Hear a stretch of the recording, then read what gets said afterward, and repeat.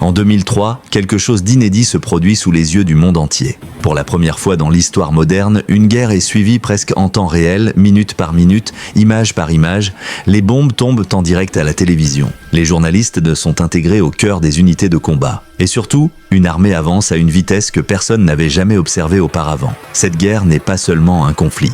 C'est une démonstration de force, une expérimentation grandeur nature et un message envoyé au reste du monde. En 2003, l'armée américaine ne se contente pas de vaincre un ennemi. Elle transforme la guerre pour toujours. Avant 2003, la guerre reste fondamentalement ancrée dans des schémas hérités du XXe siècle. Même après la guerre froide, les grandes puissances pensent encore en termes de fronts, de lignes de défense, de zones à conquérir et à sécuriser. Les armées avancent lentement, construisent des bases, protègent leurs arrières. Chaque kilomètre gagné coûte du temps, de l'argent et des vies humaines. La guerre du Vietnam a montré ce que pouvait devenir un conflit mal maîtrisé. La guerre Iran-Irak a démontré l'absurdité des affrontements prolongés. Et même la guerre du Golfe de 1991, pourtant rapide, reste une guerre massive, lourde, extrêmement dépendante de la supériorité numérique et aérienne. Mais le monde change brutalement le 11 septembre 2001. En quelques heures, les États-Unis comprennent que leur supériorité militaire classique ne suffit plus. Les ennemis du futur ne portent pas toujours d'uniforme.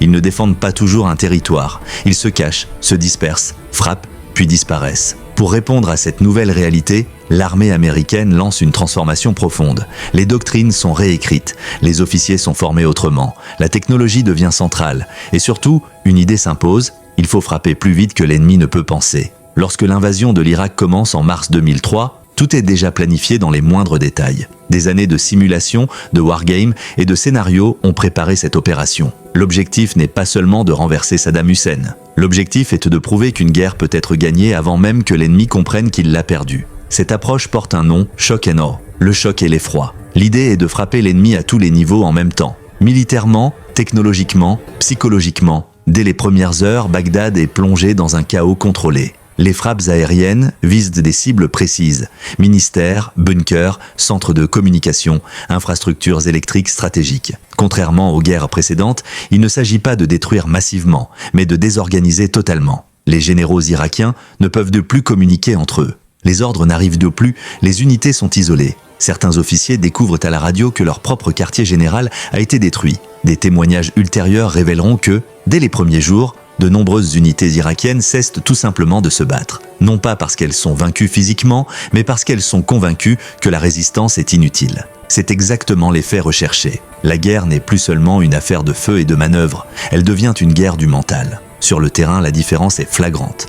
Les soldats américains ne se battent plus à l'aveugle. Chaque unité est connectée. Les commandants savent où se trouvent leurs hommes, où se trouve l'ennemi et ce qui se passe à plusieurs kilomètres de distance. Grâce aux satellites, aux drones et aux systèmes de communication sécurisés, l'information circule en permanence. Un soldat peut appeler une frappe aérienne avec une précision inédite, un avion peut recevoir une cible en temps réel. La guerre devient instantanée. Les armes guidées par GPS changent radicalement la donne. Là où autrefois il fallait plusieurs bombardiers pour détruire une cible, une seule bombe suffit désormais. Des bâtiments clés sont neutralisés sans raser les quartiers alentours. Cette précision renforce encore l'effet psychologique. L'ennemi comprend qu'il peut être frappé à tout moment, n'importe où. Pendant ce temps, les forces terrestres avancent à une vitesse stupéfiante. Les colonnes blindées foncent vers Bagdad sans sécuriser totalement leurs arrières. C'est un pari risqué mais calculé. La doctrine a changé. Il ne s'agit plus de contrôler chaque zone, mais de désorganiser le centre du pouvoir le plus rapidement possible. La vitesse devient une arme à part entière. Plus l'armée avance vite, moins l'ennemi a le temps de s'adapter. Des scènes marquantes resteront gravées dans les mémoires. Des chars américains traversant le désert à pleine vitesse.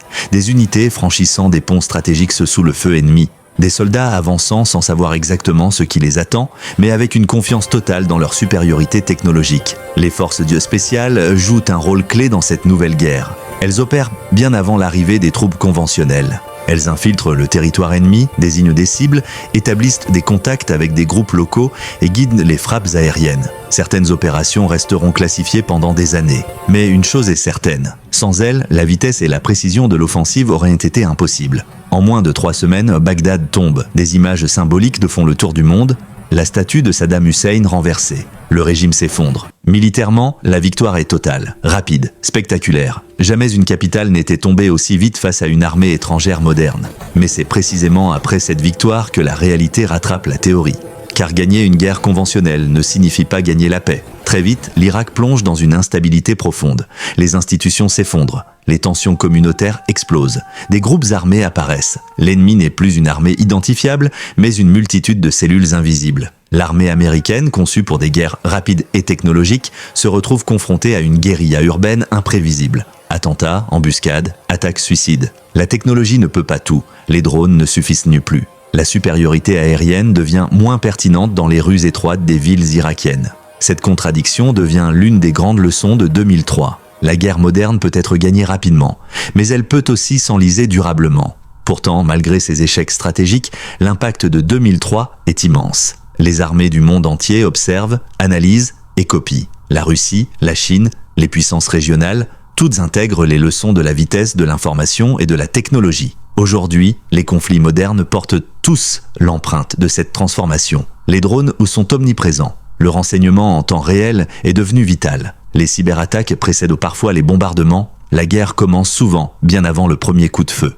En 2003, l'armée américaine a ouvert une nouvelle ère. Une ère où la guerre ne se joue plus seulement sur le terrain, mais dans l'espace, dans le cyberespace et dans l'esprit des hommes. Une guerre plus rapide, plus précise, mais aussi plus instable et plus imprévisible. La question n'est plus de savoir quelle armée possède le plus de soldats ou le plus de chars. La vraie question est désormais celle-ci. Qui contrôle l'information, qui maîtrise la technologie et qui impose le rythme? En 2003, l'armée américaine a donné une réponse claire. Et depuis, plus aucune guerre n'a jamais été la même.